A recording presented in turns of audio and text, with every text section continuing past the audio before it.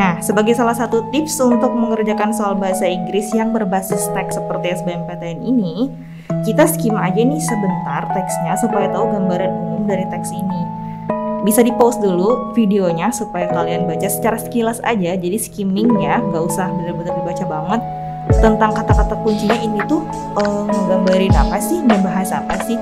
Kalau kita lihat secara sekilas, ini tuh ada banyak kata-kata animated films, ada animation. Berarti mungkin si teks ini menggambarkan, menjelaskan tentang film animasi ya. Nah, oke. Selanjutnya kita lihat ke soal yang pertama.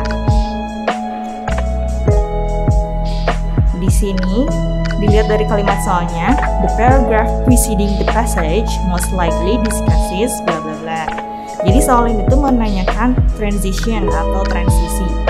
Soal transisi itu soal yang biasanya menanyakan topik atau bahasan paragraf yang kemungkinan akan dibahas sebelum atau sesudah paragraf atau teks yang disediakan pada soal.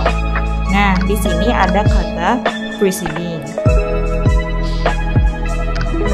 Preceding itu artinya mendahului atau sebelum. Jadi soalnya nih meminta kita untuk memprediksi bahasan paragraf sebelum teks yang dibahas tadi di soalnya. Nah, untuk menjawab pertanyaan tentang preceding paragraph, sebaiknya kita melihat paragraf yang pertama di soal. Kita lihat ya di paragraf pertama. Di kalimat pertama disebutkan the preparation of these films follows a similar process, yang artinya persiapan film-film ini mengikuti proses yang sama. Aneh nggak sih? The preparation of these films ngerujuk kemana sih? Nah, kalimat ini menggunakan determiner these films, yang artinya film-film ini. Belum jelas nih si this ini ngerujuk kemana. Biasanya determiner this, that, these, those dipakai untuk merujuk ke kata yang sebelumnya.